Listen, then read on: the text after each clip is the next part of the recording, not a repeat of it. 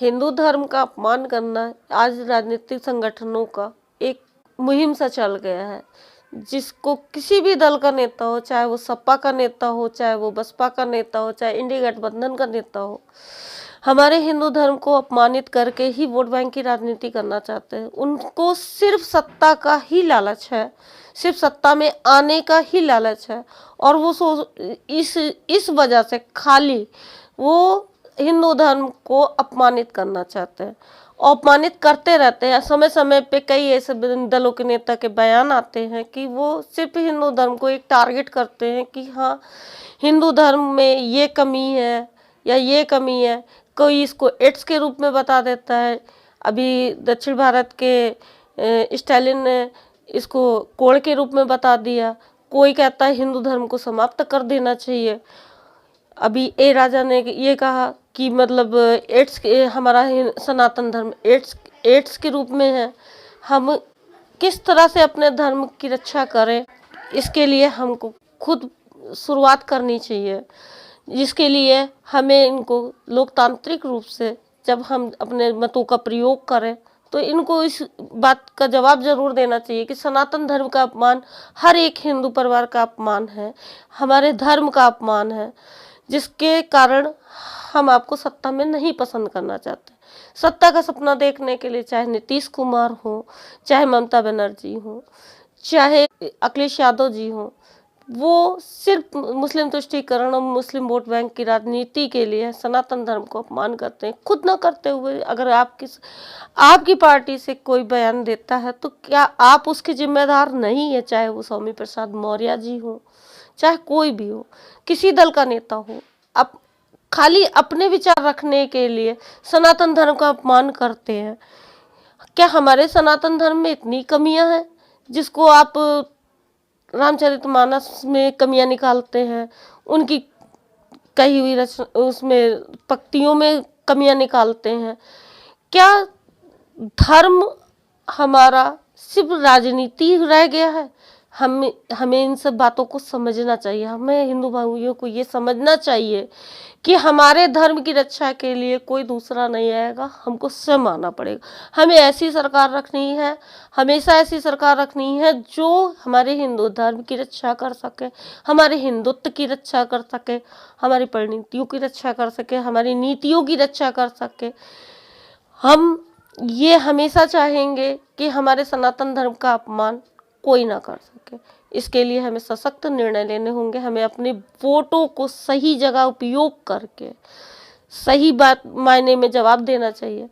हम उनका विरोध करते हैं, लेकिन विरोध करने के साथ साथ उनका बहिष्कार भी करना चाहिए कि हमें उनको वोट नहीं करना है जो हमारे धर्म को ना समझना चाहते हैं, ना जानना चाहते हैं, ना उसकी किसी तरह की परिकल्पना करके कि हाँ उसका उत्थान करना चाहिए, बल्कि उसको अपमानित करके सिर्फ मुस्लिम तुष्टीकरण करके वोट बैंक की राजनीति करते हैं।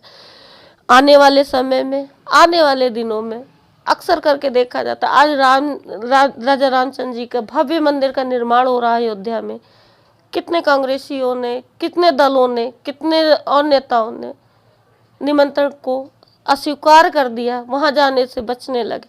क्या उनको लगता है कि हमारे धर्म में ना आप स्वयं धर्म में ना जाकर, एक भव्य निर्माण में, एक प्राण प्रतिष्ठा में ना जाकर आप सिर्फ इसलिए नहीं जाना चाहते हैं कि ये भाजपा करवा रही है। भाजपा जबकि नहीं करवा रही है, संविधान द्वारा निर्मित करने का आदेश दिया गया है जिसका परिपालन हो रहा है, लेकिन उसमें भी ना जाकर हमारे धर्म को नीचा दिखाने की कोशिश करते हैं। कांग्रेसियों के आज से नहीं, शुरू से ये मत रहा है कि हम हिंदू को आगे बढ़ाएं। वो तो मुस्लिम तुष्टीकरण की राजनीति करते हुए हम हिंदू को अपमानित करते रहे। और इसके लिए आपने भी देखा होगा, हमने भी देखा होगा, कभी भी उनके घर में कोई हिंदू त्यौहार नहीं मनाया जाता। ना मैंने उनके कभी रक्षाबंधन का त्यौहार करते हुए देखा, ना कभी भैया दूज करते हुए देखा, ना दीपावली उत्सव मनाते हुए देखा। तो वो सिर्फ जब चुनाव आता है या चुनाव प्रचार करने के लिए खाली जनेऊ धारण करके और मंदिर मंदिर जाके टीका लगा के खाली बस अपने आप को हिंदू साबित करते हैं।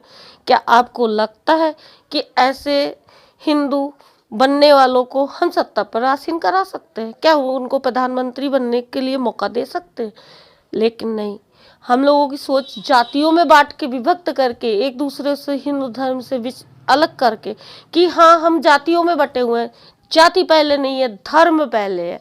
और उस धर्म के तहत आप खाली सिर्फ ये सोचिए कि मैं हिंदू हूँ, हमारे धर्म का अपमान, हमारे सनातन धर्म का अपमान जो करने वालों को हम कभी सत्ता के करीब भी नहीं आने देना चाहते। मुझे गर्व है कि मैं हिंदू हूँ, आपको भी गर्व होना चाहिए कि मैं हिंदू धर्म से संबंधित हूँ। और ये हमेशा सोच बना के रखिए कि हम अपने धर्म का अपमान करने वालों को कभी भी सत्ता में आसीन नहीं कर सकते। ऐसे सपने नीतीश कुमार भी देखते हैं, ममता बनर्जी भी देखती हैं, राहुल गांधी भी देखते हैं कि हम इस देश के प्रधानमंत्री बने। क्या उनमें ये योग्यता है? इतने 1 अरब 40 करोड़ जनसंख्या संभाल पाने की क्षमता है, या राष्ट्र को सही मायने में, सही दिशा में बढ़ाने की क्षमता है, या उनका विकास और प्रसार करने की क्षमता है? हम ऐसे आप निर्णय आप स्वयं करिए और ये तुलना करिए कि हमारे देश की जीडीपी, हमारा भारत आज कहाँ पे खड़ा है।